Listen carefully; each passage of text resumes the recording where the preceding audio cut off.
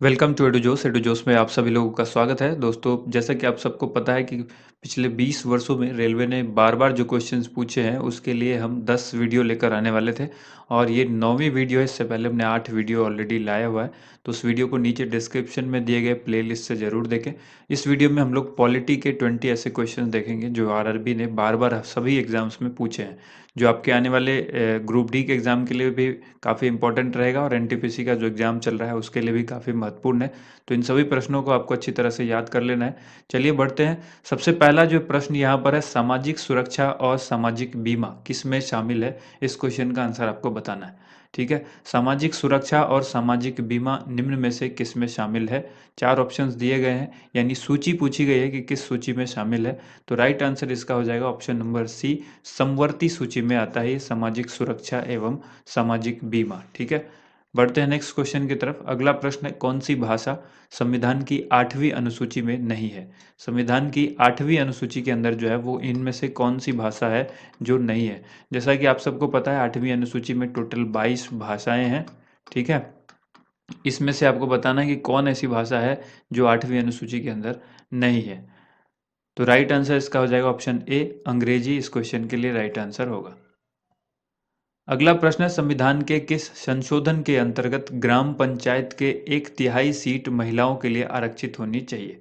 ग्राम पंचायत में 1/3 यानी 1/3 जो सीट्स हैं वो किसके लिए? महिलाओं के लिए, यानी फीमेल के लिए वो रिजर्व रहती है। वो सीट किस संशोधन के अंतर्गत संविधान के, ये बतलाना है आपको। और इस क्वेश्चन का राइट आंसर क्या होगा? इसका राइट आंसर हो जाएगा 73वां संविधान संशोधन, जो ऑप्शन बी है वो राइट हो जाएगा। तो संविधान के 73वें संशोधन के अंतर्गत ग्राम पंचायत में 1/3 सीट जो है वो महिलाओं के लिए रिजर्व होती है, यानी आरक्षित होती है। ठीक है, अगला प्रश्न है, राज्यों में राष्ट्रपति शासन किस अनुच्छेद के अंतर्गत लगाया जाता है? राज्यों में राष्ट्रपति शासन किस अनुच्छेद के अंतर्गत लगाया जाता है? और यहाँ पर 4 ऑप्शंस आपके सामने हैं, क्योंकि अक्सर आपने नाम सुना होगा, इस राज्य में राष्ट्रपति शासन लग गया, इस राज्य में राष्ट्रपति शासन लग गया। तो वहाँ पर राष्ट्रपति शासन जब लगता है तो राज्यपाल का शासन होता है मुख्य रूप से। ठीक है, क्योंकि सरकार जब विफल हो जाती है, सरकार बनाने में कोई भी पार्टी विफल रहती है, ठीक है, सरकारी तंत्र वहाँ पर विफल हो जाता है, तो राष्ट्रपति शासन लगता है और वो होता है ऑप्शन बी, यानी अनुच्छेद 356 के अनुसार। ठीक है, यहाँ पर कुछ डिटेल आपको याद रखना है कि भारत में जो ये 3 तरह के आपातकाल का जिक्र है। ठीक है, वो है अनुच्छेद 352 से 360 में इसकी चर्चा है। अच्छा, कुछ इंपॉर्टेंट चीज़ ये भी आपको याद रखना है कि जो राष्ट्रपति शासन है वो भी एक तरह का आपात है, वो राज्य में होता है। और जो 3 तरह के आपातकाल हैं वो कौन कौन से हैं? अनुच्छेद 352 से 360 में इसकी चर्चा है। राष्ट्रीय आपातकाल नंबर 1 है जो नेशनल इमरजेंसी, अनुच्छेद 352 में आती है। राष्ट्रपति शासन स्टेट इमरजेंसी जिसको कहते हैं, अनुच्छेद 356 में आता है। और आर्थिक आपातकाल इकोनॉमिक इमरजेंसी जो कि अनुच्छेद 360 में आता है। भारत में कभी भी वित्तीय आपात नहीं लगा है, जिसको आर्थिक आपात कहेंगे, इकोनॉमिक इमरजेंसी, ये कभी भी नहीं लगा है। ठीक है, ध्यान रखिएगा इस क्वेश्चन को। अब भारत में अब तक जो आपातकाल लगाए गए हैं, पूरे देश की बात की गई है, राष्ट्रपति शासन की बात नहीं की जा रही, यहाँ पर राष्ट्रीय आपातकाल की बात की गई है। तो भारत में अब तक 3 बार लगाया जा चुका है। 26 अक्टूबर 1962 को भारत चीन युद्ध के दौरान लगाया गया था, जिसमें पीएम थे जवाहरलाल नेहरू और राष्ट्रपति थे डॉक्टर एस राधा कृष्णन। 3 दिसंबर 1971 को दूसरा आपातकाल लगा था, ये भारत पाक युद्ध के दौरान हुआ था। पीएम थे उस वक्त इंदिरा गांधी और राष्ट्रपति थे वराहगिरी वेंकटगिरी। तीसरी बार जब लगा था 25 जून 1975 को, ये आंतरिक अशांति के कारण, और ये लगा था 21 महीने तक। ठीक है, कितने महीने तक? 21 महीने तक लगा था। पीएम थे उस वक्त इंदिरा गांधी, राष्ट्रपति थे फखरुद्दीन अली अहमद। तो उम्मीद करते हैं ये डिटेल आपको काफ़ी अच्छी लगी होगी। बढ़ते हैं अगले प्रश्न की तरफ। भारत के पहले चुनाव आयुक्त कौन थे? भारत के पहले चुनाव आयुक्त का नाम आपसे पूछा गया है।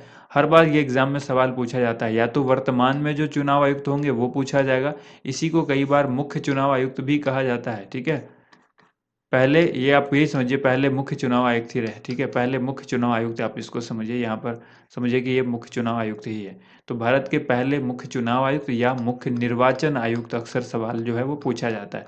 तो वर्तमान में कौन है, अक्सर ये भी पूछा जाता है, और सबसे पहले कौन है ये पूछा जाता है। तो राइट आंसर यहाँ पर क्या होगा? ऑप्शन डी, सुकुमार सेन जो थे वो सबसे पहले मुख्य चुनाव आयुक्त थे। भारत का सर्वोच्च विधि अधिकारी कौन होता है? भारत का सर्वोच्च विधि अधिकारी कौन होता है? ये क्वेश्चन कल आरआरबी एनटीपीसी में पूछा भी गया है। ठीक है, तो भारत का सर्वोच्च विधि अधिकारी कौन होता है? ये होते हैं भारत के महान्यायवादी, जो कि ऑप्शन सी में होगा। तो करेक्ट आंसर ऑप्शन सी हो गया। बढ़ते हैं अगले क्वेश्चन की तरफ। उससे पहले महान्यायवादी के बारे में कुछ और जान लीजिए। महान्यायवादी के पद की जो व्यवस्था है वो संविधान के किस अनुच्छेद के अंतर्गत है? अनुच्छेद 376 के अंतर्गत है। ठीक है, इसमें आपको याद रखना है कि देश के सर्वोच्च कानून अधिकारी या विधि अधिकारी, यहीं पर कानून अधिकारी भी कभी आपको पूछ देगा, विधि हटा देगा। ठीक है, तो यही चीज एक ही बात है। वर्तमान में के वेणुगोपाल भारत के महान्यायवादी हैं। महान्यायवादी को अटर्नी जनरल ऑफ इंडिया भी कहा जाता है, अटर्नी जनरल ऑफ इंडिया कहा जाता है। ठीक है, इसके बाद देखते हैं अगला क्वेश्चन। अगला क्वेश्चन है, भारत में वर्तमान में कितने केंद्र शासित प्रदेश हैं? भारत में केंद्र शासित प्रदेश की संख्या पूछी गई है। तो आप जनवरी 2021 के हिसाब से बताइए कि भारत में कितने केंद्र शासित प्रदेश हैं। वर्तमान में भारत में 8 केंद्र शासित प्रदेश हैं। ऑप्शन ए यहाँ पर राइट आंसर होगा। इससे पहले 9 थे, और 9 के बाद 8 क्यों हुआ? देखिए, सबसे पहले 7 बहुत दिन तक रहे, उसके बाद 2 की संख्या बढ़ी, क्योंकि जम्मू कश्मीर में और लद्दाख जो है वो जम्मू कश्मीर से अलग होकर बना, तो जम्मू कश्मीर और लद्दाख अलग अलग बने।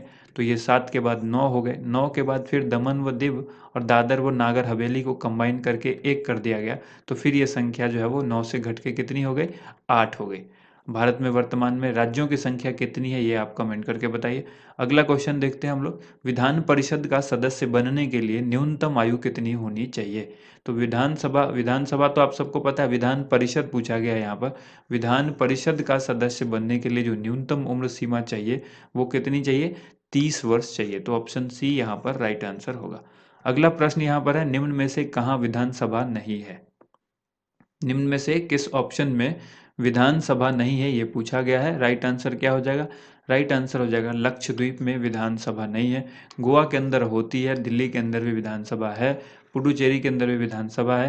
यानी 2 ऐसे केंद्र शासित प्रदेश हैं जिसमें विधानसभा है, वो है दिल्ली और पुडुचेरी। इसके अलावा जितने भी यूनियन टेरिटरी या केंद्र शासित प्रदेश हैं वहाँ पर आपको विधानसभा नहीं मिलेगी। ठीक है, तो इसलिए राइट आंसर क्या हो जाएगा? लक्षद्वीप, क्योंकि गोवा तो एक स्टेट है, तो यहाँ पर विधानसभा तो है ही। ये आंसर हो जाएगा option B, Lakshadweep. Next question है, नागालैंड राज्य कब बना था? तो नागालैंड किस वर्ष राज्य बना था, ये क्वेश्चन पूछा गया, और ये आरआरबी एनटीपीसी में भी पूछा गया है। तो इस क्वेश्चन का आंसर हो जाएगा ऑप्शन सी, 1963 में। मतलब आरआरबी एनटीपीसी में मैं इसलिए कह रहा हूँ कि ये आरआरबी एनटीपीसी 2020 में पूछा गया है। ठीक है, और पहले तो ये पूछा ही जा रहा है, क्योंकि मैंने आपको पहले ही लिखा हुआ था कि रेलवे में बार बार पूछे जाने वाले, पिछले 20 वर्षों में ये सारे प्रश्न बार बार पूछे गए। तो उसकी टोटल 10 वीडियो आपको मिलेगी।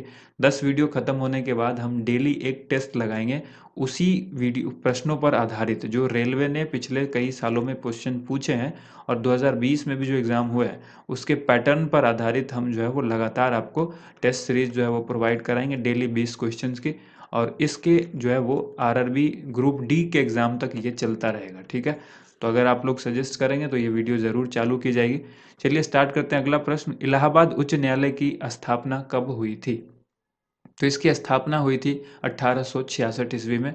ऑप्शन ए राइट आंसर हो जाएगा।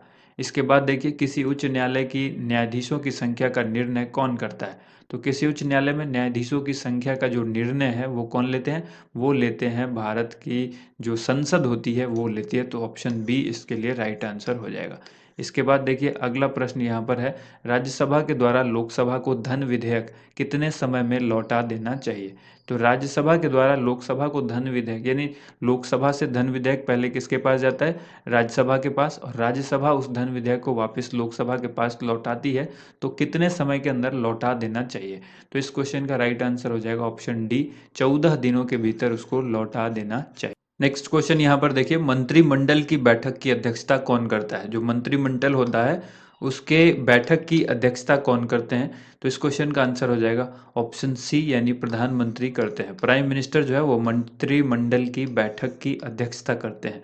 इसके बाद क्वेश्चन है, यूएनओ सुरक्षा परिषद में अस्थायी सदस्य कितने वर्षों के लिए चुने जाते हैं? यूएनओ की जो सुरक्षा परिषद है उसमें अस्थायी सदस्य, एक अस्थायी होता है एक अस्थायी होता है। तो जो अस्थायी सदस्य होते हैं वो कितने वर्षों के लिए चुने जाते हैं? तो राइट आंसर क्या हो जाएगा? ऑप्शन बी, 2 वर्षों के लिए चुने जाते हैं। और भारत भी रिसेंटली जो है वो 2 वर्षों के लिए 1 जनवरी 2021 से चुना गया है। और ये कब तक होगा? अगले 2 साल तक ये इसका सदस्य रहेगा। टोटल अस्थायी सदस्य कितने होते हैं, अस्थायी सदस्य कितने होते हैं, ये आप कमेंट करके बताइए। अस्थायी की संख्या बताइए पहले, उसके बाद अस्थायी की संख्या आपको बतानी है, ठीक है। अगला जो है यहाँ पर देखिए, लोकसभा का सत्र 1 वर्ष में कम से कम कितनी बार बुलाया जाता है? लोकसभा का सत्र जो 1 साल में कम से कम कितनी बार बुलाया जाता है? कम से कम 2 बार बुलाया जाता है। तो ऑप्शन सी यहाँ पर राइट आंसर होगा। अगला प्रश्न यहाँ पर है, यदि राष्ट्रपति का पद खाली हो जाए तो उसे कितने दिनों के अंदर भरा जाना आवश्यक है? राष्ट्रपति का पद किसी भी कारण से खाली हो जाता है तो उनके पद को भरा जाना आवश्यक कितने दिनों के अंदर आवश्यक है? तो ये राइट आंसर हो जाएगा ऑप्शन डी, 6 महीने के अंदर जो है वो राष्ट्रपति का पद भरा जाना चाहिए। हालांकि उसके बीच में काम करने वाले कार्यवाहक जो है वो बन सकते हैं, लेकिन जो राष्ट्रपति फिर से होंगे वो 6 महीने के अंदर जरूर होने चाहिए, ठीक है। अगला प्रश्न यहाँ पर है, राष्ट्रपति राज्यपाल की नियुक्ति किसकी सलाह पर करते हैं? राष्ट्रपति राज्यपाल की नियुक्ति किसकी सलाह पर करते हैं? इस क्वेश्चन का राइट आंसर हो जाएगा ऑप्शन नंबर सी, प्रधानमंत्री की सलाह पर काम करते हैं। इसलिए कई बार आपने सुना होगा कि कई राज्यों में जो किसी की भी सरकार होती है केंद्र में और वो कहीं पर राज्यपाल बनाती है, तो लोग कई बार कह भी देते हैं कि जो है वो प्रधानमंत्री के जो है वो तोते की तरह काम कर रहे हैं, या इस तरह की चीज़ों का वर्णन करते हैं कई बार। तो इसी से आपको याद रहना चाहिए कि राज्यपाल की नियुक्ति जो है वो कौन करते हैं, किसकी सलाह पर? नियुक्ति तो राज्यपाल की राष्ट्रपति करते हैं, लेकिन प्रधानमंत्री की सलाह होती है कि इस व्यक्ति को नियुक्त कीजिए राज्यपाल के तौर पर, तो राष्ट्रपति जो है उसको नियुक्त करते हैं। 1 अप्रैल 2010 को भारतीय नागरिक को कौन सा अधिकार प्रदान किया गया था? 1 अप्रैल 2010 को भारतीय नागरिक को कौन सा अधिकार दिया गया? राइट आंसर हो जाएगा शिक्षा का अधिकार। ऑप्शन बी इस क्वेश्चन के लिए राइट आंसर होगा। नेक्स्ट क्वेश्चन यहाँ पर है, किस देश ने सबसे पहले विश्व को लिखित संविधान दिया? किस देश ने सबसे पहले विश्व को लिखित संविधान दिया? इस क्वेश्चन का आंसर हो जाएगा ऑप्शन डी, अमेरिका ने सबसे पहले लिखित संविधान दिया था। तो ऑप्शन डी इस क्वेश्चन का राइट आंसर हो जाएगा। तो ये थे 20 प्रश्न जो पिछली 20 वर्षों में रेलवे ने ये पॉलिटी के सारे प्रश्न थे जो से बार बार पूछा गया था। हो सकता है आने वाली शिफ्टों में आप इसमें से कुछ क्वेश्चंस आपको देखने को मिले। उम्मीद करते हैं वीडियो आपको पसंद आई होगी। वीडियो को ज़्यादा से ज़्यादा लाइक कीजिएगा, शेयर कीजिएगा। Thank you so much. आप सभी लोगों का वीडियो देखने के लिए बहुत बहुत धन्यवाद।